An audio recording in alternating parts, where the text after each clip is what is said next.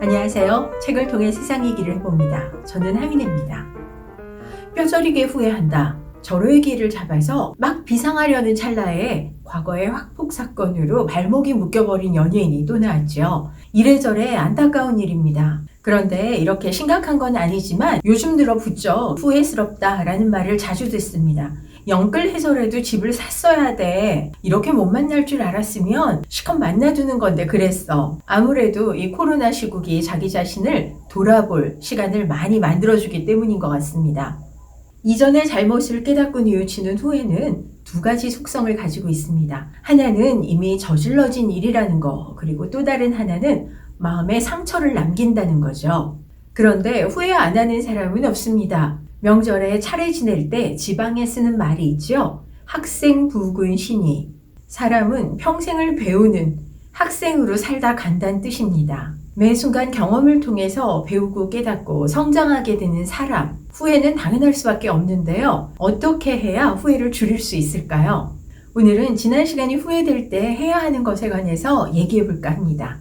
첫째, 다른 사람에게 사과를 하거나 용서를 구해야 될 일이 있으면 반드시 하는 게 좋습니다. 지금 40, 50대만 해도 이 젊은 날을 M1 시절에 보냈지만 요즘은 매사 녹음되고 녹화되는 시대를 살고 있죠. 아무래도 웨스트는 투명하고 정직하게 사는 거죠. 하지만 인간이다 보니 어떤 상황에서 어떤 실수라도 할 수 있습니다. 본이든 아니든 내가 잘못했다, 다른 사람에게 피해를 줬다, 남의 눈에 눈물 나게 만들었다 라고 할 때는 사과하고 용서를 구하는 게 바람직합니다. 너무 오래된 일인데다가 지금은 연락도 닿지 않는다고요? 가능한 최대한 노력을 해서 전화든 메일이든 연락을 취하는 게 좋습니다. 내가 기억을 하고 있다면 피해를 입은 상대방은 훨씬 더 아프고 선명하게 기억하고 있을 거기 때문이죠. 또 가족이나 친척, 회사 동료라면 더더욱 가능한 빠른 시간 안에 사과나 용서를 구하는 게 좋습니다. 이건 상대가 아니라 바로 자신을 위해서인데요. 지난 일이 후회스럽다라고 하는 거는 대개 자기 자신도 괴로워하고 있다는 뜻입니다.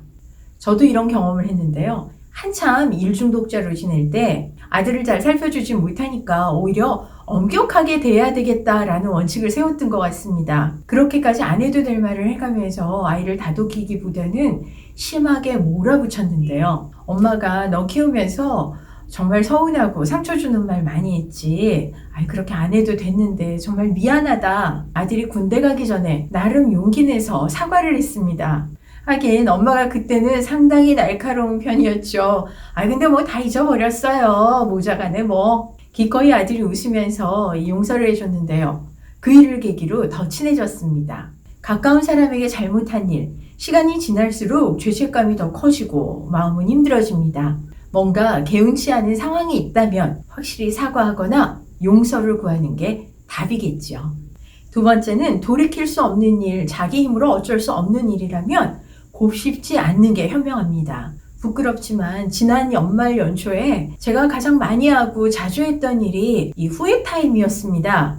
더 부지런히 원고를 써둘 걸, 이럴 줄 알았으면 저금을 좀 더 해둘 걸 그랬어. 지나간 아쉬운 일을 떠올리면서 버부적거리다 보면 어느새 한두 시간이 훌쩍 지나갑니다. 이거 현재를 낭비하는 거죠.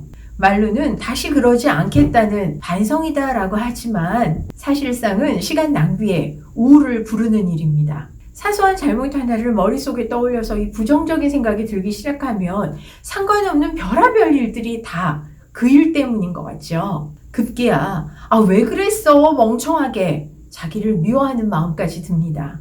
쿨하게 잘못했었어, 두 번 다시 그러지 말자, 이미 엎질러지면 무리야. 부정적인 생각이 들 때 즉시 곱씹는 걸 멈춰야 됩니다. 왜냐? 며칠 후에는 지금 이 순간을 반드시 후회하게 될 거니까요.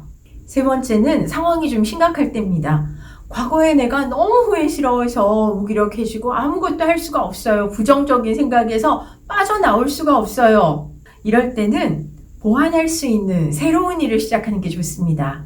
날도 추운데 집콕이 길어지고 운동도 못하니까 몸이 불고 컨디션이 난조로 보입니다. 괜히 먹었어. 스트레스를 받다 보니까 어느새 아이스크림을 또 먹고 있는 자기 자신을 발견하죠. 머리가 알고 하자는 대로 몸이 따라주면 좋겠는데 이게 참 쉽지가 않습니다. 이럴 때는 후회하고 한숨만 쉬고 있기보다는 보완할 수 있는 새로운 습관을 행동으로 옮기는 게 효과적입니다. 아이씨, 또 먹었네. 짜증내지 말고 기분 좋게 먹으면 0칼로리래. 얼른 점퍼 입고 운동화 신고 산책을 나가는 게 현명합니다.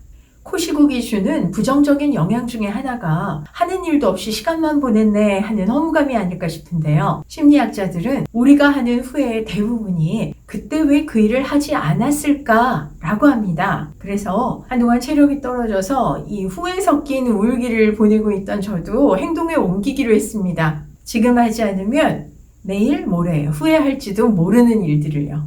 오늘 영상 도움이 되셨어요? 구독과 알림 설정도 부탁드리고요. 후회에 대한 사인님들의 댓글도 기다리겠습니다.